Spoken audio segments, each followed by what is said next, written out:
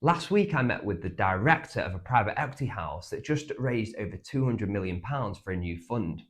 And although they were successful in raising that capital, he told me it was one of the most challenging fundraising environments right now that they've experienced. And this isn't just a sentiment that they are experiencing, but it's across the whole of the UK market. And we spoke in depth for the reasons why that is the case and came up with 4 crystal clear challenges that private equity houses are facing whilst raising capital right now. The first is weak distribution and slow exits. Back in 2021, private equity houses were sat on record levels of high capital and have continued to have tremendous amount of dry powder up until 2025. And although they sit on this high level of dry capital, it adds a tremendous amount of pressure to spend that capital and then return it back to investors. Over the past 4 or 5 years, private equity houses have experienced difficulty when actually crystallizing their returns. And that can be summarized very, very clearly through one fact. The median hold period now for a private equity house is 6.3 years, where if you take that back to 2023, it was 4.2 years, showing the ability to close out a fund and return capital to its LPs is a very big problem. Second problem that we discussed was deal quality and deployment discipline. Over the past 4 or 5 years, private equity houses had abundance of capital, but a shortage of high quality deals to deploy that capital into.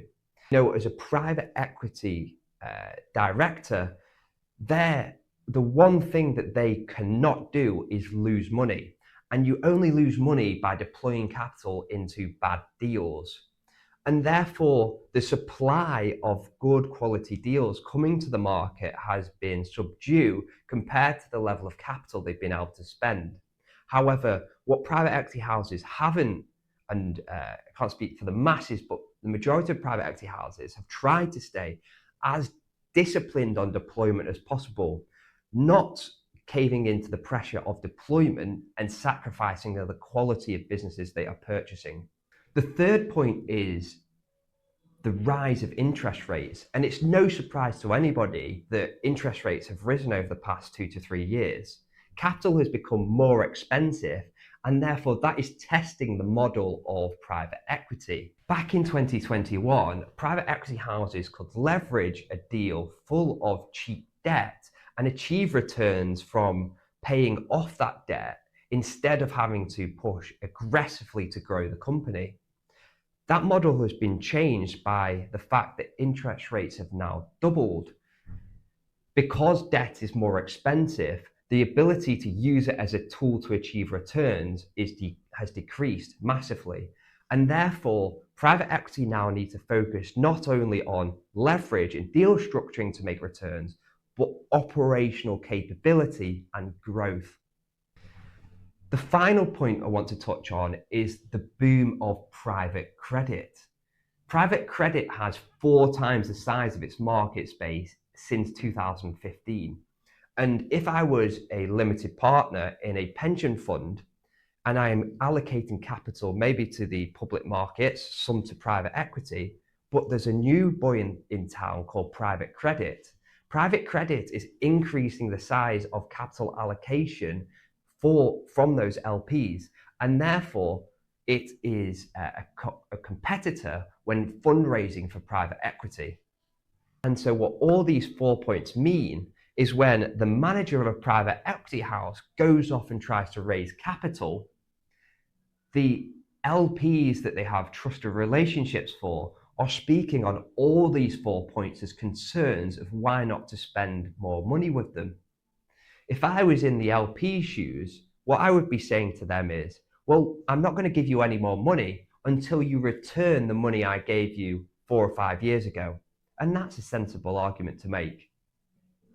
But what does that mean for the business owners out there? Well, I don't think it impacts you much. Firstly, there's still record levels of capital needing to be deployed by private equity houses. Secondly, it shows that private equity houses are being challenged on their model. They need to become more efficient at capital allocation and driving operational returns instead of just focusing on deal structure. And that's only a good thing for business owners. If private equity houses over the next 4, 5, 10 years become very focused on operational efficiency, partnering with them to grow your company is only going to benefit you. And the final conclusion I would make is, if you have a high quality asset and a good business, you will not struggle to raise capital. You just need to be in a very good and strong performing sector, have a proven model, and achieve the scale that will attract the capital. And if you have those three things, you will be able to achieve a great exit.